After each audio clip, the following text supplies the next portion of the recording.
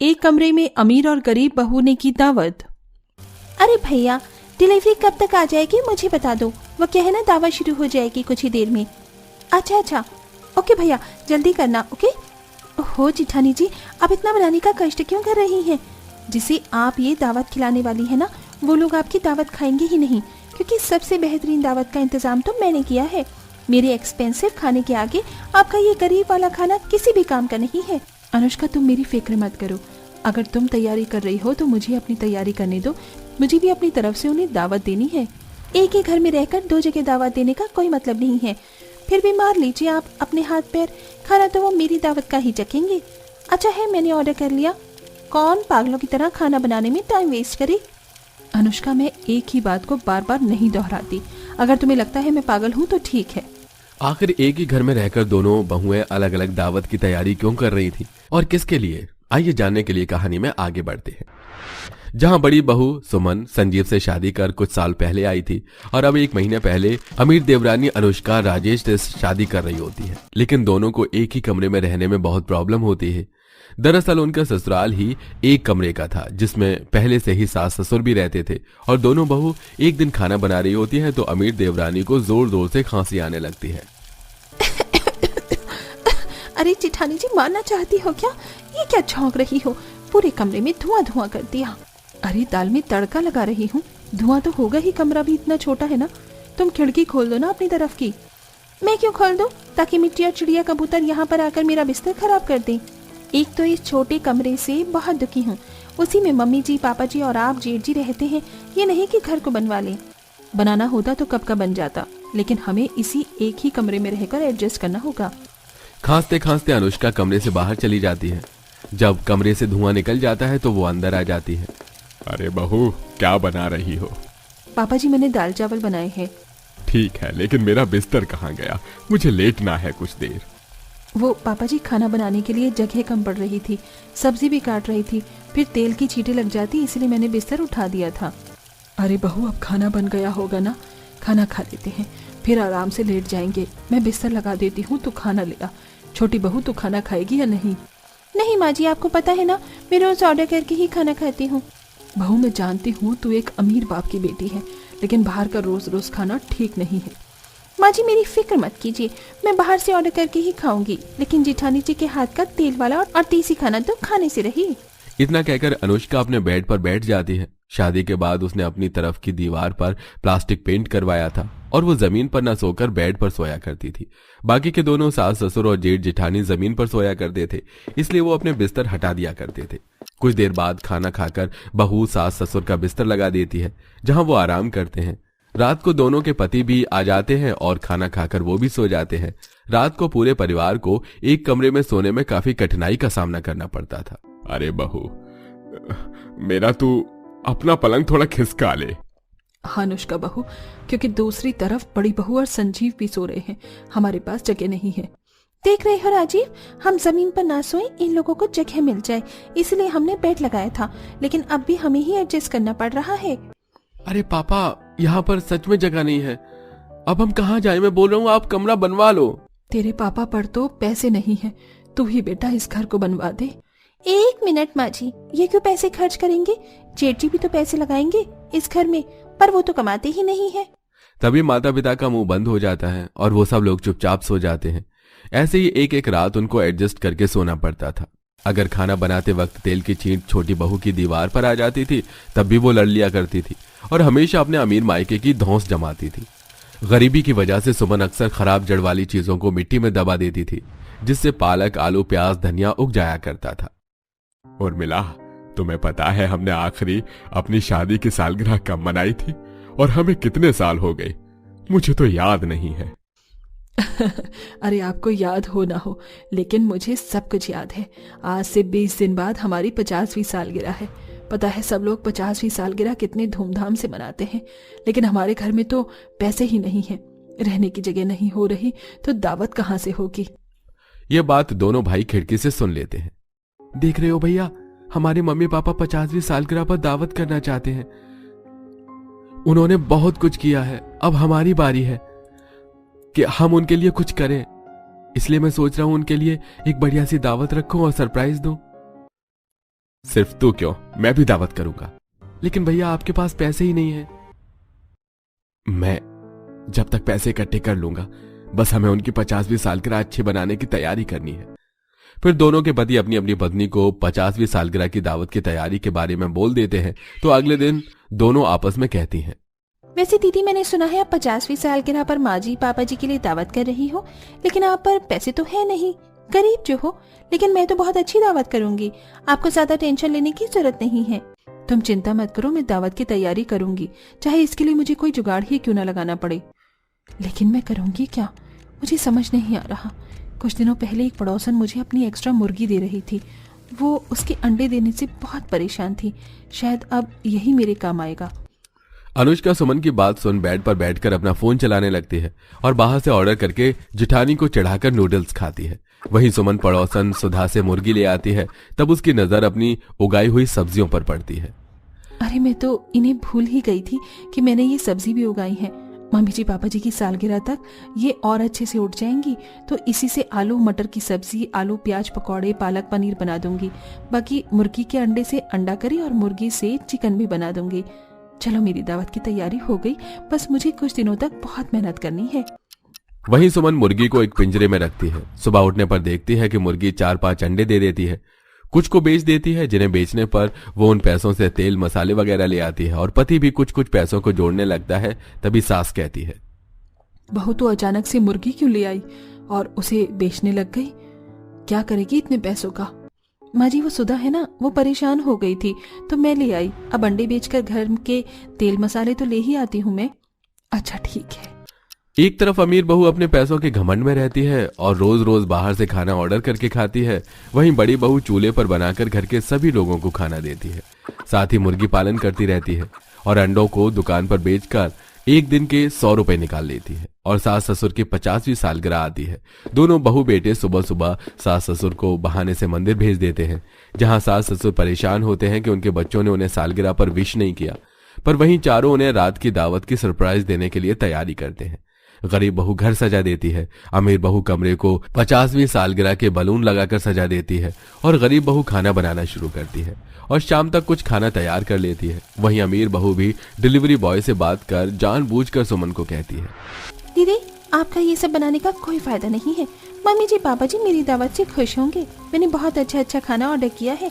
Chicken लेटर, Chinese लेटर, Indian, continental, Italian, ये सब मंगाए हैं। बस कुछ ही देर में आता ही होगा। कोई बात नहीं, तुमने अपनी दावत की तैयारी कर ली और मैं भी कर रही हूँ। बाहर बारिश हो रही होती है। तभी सास ससुर घर के अंदर आते हैं तो चारों बहू बेटे उन्हें एक साथ हैप्पी एनिवर्सरी विश करते हैं। हैप्पी एनिवर्सरी मम्मी पापा, 50वीं शादी की सालगिरह आपको बहुत बहुत मुबारक हो। हैप्पी एनिवर्सरी मम्मी पापा, 50वीं शादी की सालगिरह आपको बहुत बहुत मुबारक हो। अच्छा तो तुम बच्चों को याद था, और जब से हमको ऐसा लग रहा था कि तुम्हें कुछ याद नहीं है और ये तोहफा दिया। हाँ मम्मी जी पापा जी, और आपके लिए दावत भी तैयार की है। मैंने ये सब बनाया है। वाह बहू, इतना सारा खाना देखकर तो मेरे मुंह में पानी आ रहा है। चलो खाते हैं। रुकिए मम्मी जी पापा जी, मैंने भी आपकी दावत की तैयारी की है और बाहर से खाना ऑर्डर होकर आता ही होगा। मैं एक बार चेक करती हूँ। हेलो डिलीवरी भैया, आप कहाँ रह गई? आपने बोला था आधे घंटे में डिलीवरी कर देंगे। मैम भारी बारिश के कारण मैं आपकी लोकेशन पर 2 घंटे बाद ही पहुंच पाऊंगा। अभी मेरा कोई चांस नहीं है। अगर आपको ऑर्डर कैंसिल करना है तो कर दीजिए। व्हाट? पागल हो क्या? 2 घंटे तक कोई कैसे रुक सकता है? यहाँ पर दावत होनी थी, तुमने सब बर्बाद कर दिया। बहू तू परेशान मत हो, शायद तुझे पता नहीं है बाहर बारिश हो रही है। हम तो पन्नी ओढ़ कर आए हैं। अनुष्का बहू, तेरा खाना न जाने कब तक आएगा। हमने वैसे भी सुबह से कुछ खाया नहीं है। तुमने बाहर भेज दिया था तो बड़ी बहू ने दावत का जो खाना बनाया है वही सब मिलकर खा लेते हैं। हाँ अनुष्का, आज तो घर में खाना खा लो। ठीक है, शायद मेरी किस्मत में आज आपको अपनी तरफ से दावत देना लिखा ही नहीं था। अच्छी बात है जिठानी जी, आपने ये सारा पहले से ही तैयार कर रखा था। कोई बात नहीं। इस तरह सभी गरीब बहू के हाथ का बनाया हुआ जुगाड़ू दावत खाना खाते हैं और सब मिलकर सास ससुर की 50वीं सालगिरह धूमधाम से मनाते हैं।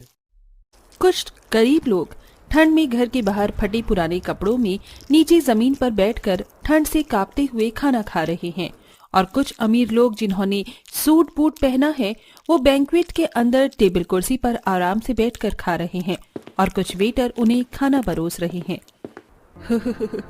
इतना जलील होकर ठंड में खाने से अच्छा है कि हम अपने घर में ही सूखी रोटी खाते। दावत के नाम पर सिर्फ यहाँ पर हम गरीबों के साथ भेदभाव किया जाता है और हमारी गरीबी का मजाक बनाया जाता है। आखिर गरीबों के साथ इतना भेदभाव क्यों किया जा रहा है? जहाँ एक तरफ गरीब ठंड में बाहर जमीन पर खाना खा रहे हैं तो वहीं शान से अमीर हीटर के साथ अंदर। आइए जानने के लिए चलते हैं कहानी में। गोलू, आज मेरा जन्मदिन है, तो रात को पार्टी में जरूर आना। रिंकू की बात सुनकर गोलू बहुत खुश होता है और घर में आकर अपनी माँ से कहता है, माँ बहुत ठंड हो रही है, तुमने मेरे लिए नया स्वेटर ले आओ ना। मुझे रात में पार्टी में जाना है, आज रिंकू का जन्मदिन है और उसके घर में एक छोटी सी पार्टी है, उसने मुझे भी बुलाया है। बेटा तुम्हारे कपड़े अच्छे तो लग रहे हैं, कहीं से फटे भी नहीं है और मैंने इसे कल ही साफ किया था। पर ये तो पुराने हैं, दादी माँ से बोलो ना कि मुझे नए कपड़े दिलाती। बेटा तेरी माँ बिल्कुल सही कह रही है, इसमें मेरा गोलू राजकुमार लग रहा है। सच में माँ, गोलू आज कितना सुंदर लग रहा है। इन कपड़ों में मेरे गोलू को नजर न लगे।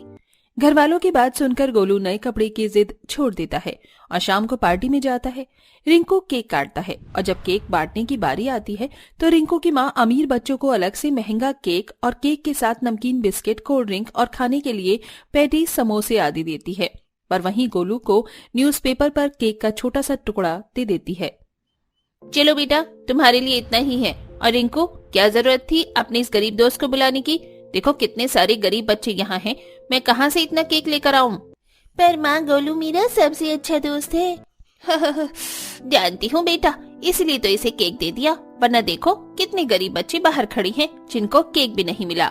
इसीलिए कहती हूँ गरीब से दोस्ती खत्म करो और अमीरों से दोस्ती शुरू करो। रिंकू की माँ की बात सुनकर गोलू को बहुत बुरा लगता है और वो थोड़ा सा केक लेकर उदास घर आता है। अपने गोलू के चेहरे की उदासी देखकर पूरा परिवार भी उदास हो जाता है। अब इसी तरह कुछ दिन बीत जाते हैं और एक दिन विवेक जी आ गई। आपको पता है, आज दीदी शादी का कार्ड देने आई थी। अंजलि की शादी है अगले महीने। वो तो ठीक है दिया, पर क्या हमारा शादी में जाना जरूरी है? भैया आप ऐसे क्यों बोल रहे हो? नेहा, क्योंकि अब दीदी और जीजाजी की हालत हमसे अच्छी हो गई है और जब से उनके पास 4 पैसे आए हैं वो हमसे सीधी मुंह बात भी नहीं करते हैं। पर बेटा रिश्तेदारी तो निभानी पड़ेगी। पापा, हम अगले महीने फिर से दावत खाने जाएंगे। इस बार तो हमें दावत में बहुत अच्छा खाना मिलेगा। हाँ बेटा, रिश्तेदार की दावत है, अच्छा खाना तो मिलेगा ही।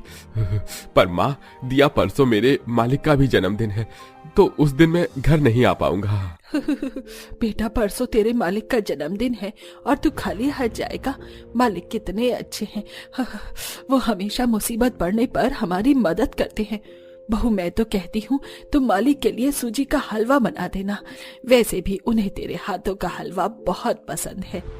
विवेक जहाँ काम करता था वो मालिक काफी अच्छे थे, इसीलिए दिया बहुत ही प्यार से अपने पति के मालिक के लिए हलवा बनाती है, जिसे लेकर विवेक अपने मालिक के पास जाता है और हलवा खाते हुए विवेक का मालिक उससे कहता है, वाह, मजा आ गया हलवा खाकर।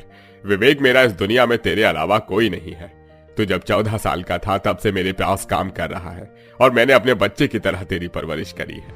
पर तू इतना खुददार है कि मेरी मदद भी नहीं लेता। पर कम से कम आज मेरे जन्मदिन के मौके पर अपने परिवार को तो यहाँ ले आता। मालिक, मेरा घर बहुत दूर है और आप तो मेरी हालत जानते हैं, और इतनी ठंड में परिवार के साथ यहाँ आना थोड़ा मुश्किल है। अरे बेटा, जानता हूँ, तभी तो कहता हूँ अपने परिवार के साथ इस घर में आ जा। मेरा तो इस दुनिया में कोई नहीं है। मरने के बाद तो मैं सोच रहा हूँ कि मेरे पास जितनी प्रॉपर्टी है उसका 50% तुझे और 50% अनाथ गरीब बच्चों और वृद्धाश्रम में दान कर दूं। और ये हलवा मेरे जन्मदिन का सबसे अच्छा उपहार है। अपने मालिक की बातें सुनकर विवेक को बहुत अच्छा लगता है। इतने अच्छे मालिक होने के बाद भी विवेक ने कभी भी अपने मालिक की अच्छाई का नाजायज फायदा नहीं उठाया था। समय यूं ही गुजरता है और 1 महीने बाद विवेक अपने पूरे परिवार के साथ दिया की बहन के घर जाता है, जहां दिया के गरीब परिवार को देख दिया के जीजा सूरज अपनी बीवी से कहता है, ओह सीता, ये सब क्या है? मैंने मना किया था ना अपनी बहन को बुलाने से। देखो कैसे गरीब फटे पुराने कपड़े पहन कर आ गए। अब आ गई हैं तो आ गई, पर ध्यान रखना ये मेरे मेहमानों से न मिले, वरना इसकी वजह से मेरी इंसल्ट हो जाएगी। रिश्तेदार के नाम पर सिर्फ मेरी बहन ही तो आई है, कैसे न बुलाती अपनी बहन को। अच्छा ठीक है, अब बुला लिया है तो इन्हें गरीबों के साथ बिठाना। अपने पति के कहने पर सीता बिल्कुल ऐसा ही करती है। अब जहां शादी में अमीर लोग बैंक्वेट के अंदर कुर्सी टेबल पर खाना खा रहे थे, तो वहीं गरीब परिवार बाहर ठंड में जमीन पर खाना खा रहे होते हैं। ये देख उन्हें बहुत बुरा लगता है, इसीलिए पूरा परिवार बिना खाना खाए अपने घर आ जाता है। माँ, मौसी कितनी बदल गई हैं। उन्होंने हमें अलग से गरीबों के साथ बिठाकर खाना खिलाया। बेटा, गरीबों से कोई रिश्ता नहीं रखता और सारी गलती मेरी है, जो हम बार बार अमीरों की दावत में चले जाते हैं अपनी बेइज्जती करवाने। सही कहा तूने बेटा, अब मैं किसी भी अमीर की दावत में नहीं जाने वाली। अपने साथ बार बार अमीरों की दावत में होता भेदभाव देखकर पूरा परिवार अंदर से टूट जाता है। अब इसी तरह कुछ दिन बीत जाते हैं और गांव में एक अमीर परिवार अपने घर में रहने आता है, जो गृह प्रवेश की पार्टी रखता है और सभी गांव वालों को बुलाता है। और जब इस बार गोलू को दावत का पता चलता है तो वो बहुत खुश होता है। कितनी ठंड हो रही है। माँ, दावत शुरू हो गई है, चलो ना दावत खाने चलते हैं। पूरे गांव को बुलाया है। गोलू, जिद नहीं करते, हम अमीरों की किसी भी दावत में नहीं जाएंगे। पर मुझे जाना है।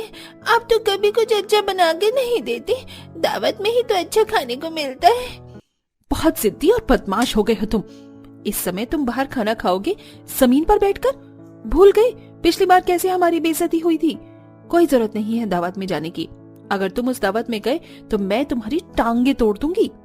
दिया गोलू को डांटने के साथ साथ मारती भी है और उसे दावत में नहीं जाने देती। कुछ देर बाद ठंड में कांपते हुए विवेक घर आ रहा होता है, जो देखता है कि गरीब लोगों के साथ भेदभाव हो रहा है। उन्हें बाहर जमीन पर बैठकर पत्ते पर खाना खिलाया जा रहा है, तो वही अमीरों को 56 भोग दिया जा रहा है, जिसे देख विवेक घर आता है और अपने परिवार से कहता है, अच्छा हुआ जो तुमने गोलू को उस दावत में नहीं जाने दिया और ना ही हम सब गए, वरना आज फिर हमें अपनी गरीबी की वजह से शर्मिंदगी महसूस होती और हमारे साथ वही भेदभाव होता जो आज तक होते आ रहा है। वो तो है भैया। वैसे भैया, आपके मालिक की अब तबीयत कैसी है? आप बता रही थी ना कि उनकी तबीयत कुछ ठीक नहीं है। सच में मालिक की तबीयत धीरे धीरे खराब होती जा रही है और ऐसे हालात में मैं उन्हें छोड़कर आ गया। मुझे तो उनकी फिक्र सता रही है। अरे बेटा, जब तक वो ठीक नहीं हो जाते हैं मैं तो कहती हूँ तुम वहीं रहो। अपने परिवार वालों के बोलने पर अगले दिन विवेक अपने मालिक के पास जाता है और कुछ दिनों तक उन्हीं के साथ रहता है। पर विवेक के मालिक की उम्र हो चुकी थी, इसलिए वो अपनी मौत और जिंदगी की लड़ाई को ज्यादा देर लड़ नहीं पाते और उनकी मौत हो जाती है। पर उनकी मौत के बाद उनके वकील विवेक के पास आता है और उनकी वसीयत के बारे में उसे बताता है। विवेक, तुम्हारे मालिक ने मरने से पहले अपनी प्रॉपर्टी का 50% तुम्हें है और 50% गरीब अनाथ बच्चे और वृद्धाश्रम में दान दिया है। इसलिए आज से इस घर के मालिक तुम हो। अब तुम्हें ही अपने मालिक का अंतिम संस्कार और श्राद्ध करना होगा। उनकी 13वीं करनी हुई और उनके घर की देखभाल भी। वकील की बात सुनकर विवेक की आंखों में आंसू आ जाते हैं और वो घर जाकर सारी बात अपने घर वालों को बताता है, जिसके बाद पूरा परिवार विवेक के साथ मालिक के घर जाते हैं और 13 दिन पूरे होने पर विवेक गांव आकर अपने मालिक की आत्मा की शांति के लिए उनकी 13वीं करता है और पूरे गांव वालों को दावत देता है। वो एक बड़ा हॉल बुक करता है, पर जहां अमीर लोग अंदर जाकर हीटर की गर्माहट में टेबल कुर्सी पर बैठकर खाना खाते हैं, वहीं कुछ गरीब लोग हॉल के बाहर ही थोड़ी गंदी जगह पर जाकर खड़े हो जाते हैं। ये देख विवेक सभी गरीब लोगों को अंदर लेकर जाता है और कहता है, भाइयों, आज मेरे पास जो कुछ भी है मेरे मालिक की वजह से है। मैं रातों रात अपने मालिक की वजह से अमीर हो पाया हूँ और आज मैं उन्हीं की 13वीं कर रहा हूँ। इसलिए मैं किसी भी गरीब के साथ कोई भेदभाव नहीं करूंगा, क्योंकि मैं खुद भी गरीब रह चुका हूँ। इसलिए आज सभी अमीर गरीब एक जैसा खाना खाएंगे, वो भी एक साथ। आप सब भी टेबल कुर्सियों पर बैठिए। इस तरह से विवेक और उसका परिवार गरीब और अमीर को एक साथ बैठाकर दावत खिलाते हैं और सबसे ढेर सारी दुआएं लेकर गरीब अमीर के बीच की दीवार को तोड़ते हैं।